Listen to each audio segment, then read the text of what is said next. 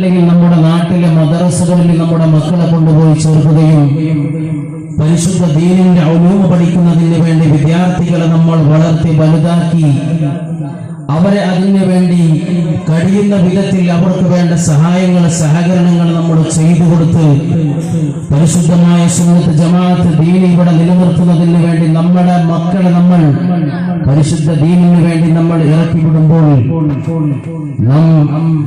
ഒന്ന് മാത്രമാണ് നമ്മൾ പ്രതീക്ഷിക്കുന്നത്.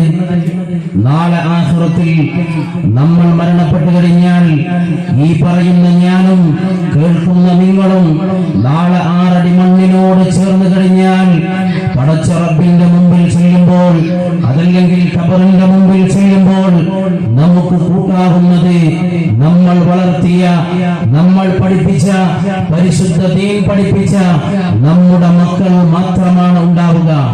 കാരണം അല്ലാഹുവിന്റെ ഹബീബ് സല്ലല്ലാഹു അലൈഹി വസല്ലം തങ്ങൾ പഠിപ്പിക്കുന്നുണ്ട്, ഒരു മനുഷ്യൻ മരണപ്പെട്ടു കഴിഞ്ഞാൽ അവന്റെ 3 കാര്യങ്ങൾ മാത്രമാണ് അവശേഷിക്കുന്നത്.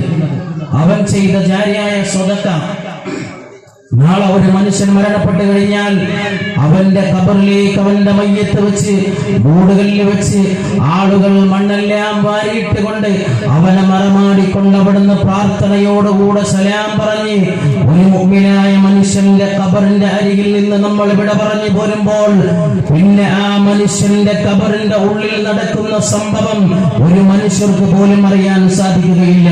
സോഷ്യൽ മീഡിയയിലൂടെ ലൈക്കും അതുപോലെ തന്നെ മറ്റു കാര്യങ്ങൾക്കൊക്കെ വേണ്ടിക്കൊണ്ട് കുറെ ആളുകൾ ഒരു ഖബറുണ്ടാക്കി അതിൽ സംവിധാനങ്ങൾ സെറ്റപ്പ് ചെയ്തുകൊണ്ട് ആ മനുഷ്യൻ അതിൽ കിടക്കുമ്പോൾ ആ മനുഷ്യൻ പുറത്തു വന്ന് എഴുന്നേറ്റ് നിന്നുകൊണ്ട് അവന്റെ സമയം കഴിഞ്ഞതിന് ശേഷം അവൻ വെച്ച ചലഞ്ച് കഴിഞ്ഞതിന് ശേഷം അവൻ വന്ന് പുറത്ത് വന്ന് എഴുന്നേറ്റ് നിന്ന് അവൻ പറഞ്ഞത്, എന്ത് സംവിധാനം ഉണ്ടായിട്ടും കാര്യമില്ല, അതിന്റെ ഉള്ളിൽ കിടക്കുമ്പോൾ അതിന്റെ പ്രയാസം ജീവനോടുകൂടെ ഓക്സിജൻ വെച്ചുകൊണ്ട് ആധുനിക സംവിധാനങ്ങൾ ഉപയോഗിച്ചുകൊണ്ട് മണ്ണിന്റെ അടിയിൽ കിടക്കുമ്പോൾ അതൊന്നും താങ്ങാൻ കഴിയുന്നില്ല, അതൊന്നും ഒരു മനുഷ്യനെ നിലനിർത്താൻ കഴിയാത്ത സംഭവമാണ് എന്ന് സോഷ്യൽ മീഡിയയിലൂടെയൊക്കെ പ്രചരണങ്ങളും അതിനെക്കുറിച്ചൊക്കെ നമ്മൾ കേട്ടവരാണ്, കണ്ടവരാണ്, അറിഞ്ഞവരാണ്.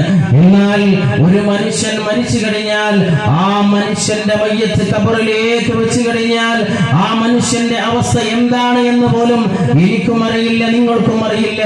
എന്നാൽ അല്ലാഹുവിന്റെ ഹബീബ് സല്ലല്ലാഹു അലൈഹി വസല്ലം തങ്ങൾ പഠിപ്പിച്ചത് എന്താണ്?